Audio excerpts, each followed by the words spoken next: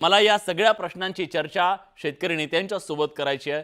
बच्चू भाऊ, आज राज्यातल्या शेतकऱ्याची इतकी दयनीय अवस्था असताना ज्यांना का सांगितलं जातंय की धूमधडाक्यात आपल्याला वराह पूजन करायचंय, त्याची जयंती साजरी करायची आहे, हे काय आहे? तुम्ही कसं बघता? या राज्यातल्या शेतकऱ्यांचा कोणी वाली आहे का नाही? कबुतरांचा वाली आहे, इथं शेळ्या मेंढ्यांचा वाली आहे, पण शेतकऱ्यांचा वाली नाही का कोणी? राजकारण वऱ्यावर कबुतरावर होऊ शकतं ना, मतही भेटू शकते। शेतकरी म्हणून मतं भेटते का हो? ते आमचे वर्धेचे हिंगणघाटचे काय आमदार ते शरद जोशींना पाडलं त्यांनी, ज्यांनी आपला घरदार सगळं मोकळं केलं, आयुष्य शेतकऱ्यासाठी घातलं आणि शेतकरी म्हणून मताने मारले शरद जोशींना।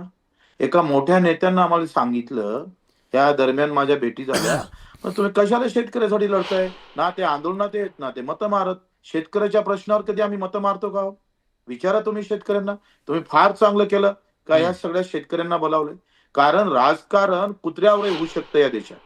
हा, वऱ्यावर काय कायच्यावरही होऊ शकतं, पण शेतकऱ्यावर होऊ शकत नाही। साडेसाती आहे। तुम्ही सांगा, शेतात वन्य प्राणी आहे मरतं, खत बियाणे महाग झालं तिथेही मरतं, कर्जबाजारीनं मरतंय, आरोग्य शिक्षण याच्यातही मरतंय, निसर्ग आपत्तीनं मरतं, हमीभावानं मरतं। पशुसंवर्धन मध्ये तुम्ही गायी आता गोरे विकता येत नाही, गाय गोमाताचे वंशज आहे, तिथे तुम्ही गोरक्षणाला अनुदान देताय आणि शेतकऱ्यांना गाय समोर पोचली त्याला अनुदान देत नाही।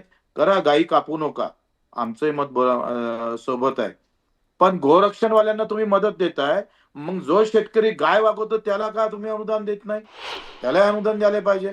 हो, म्हणजे धर्म कार्य आम्हीच करायचं सगळं, गावातल्या गणपतीपासून, दुर्गादेवीपासून, पोळ्यापासून, करीपासून, कावड यात्रेपासून, तुमच्या आता दहीहंडीपासून, हे सगळे त्योहार आमच्या सगळ्या तरुण पोराच्या माथ्यावर खांद्यावर टाकून ठेवलेले आहे।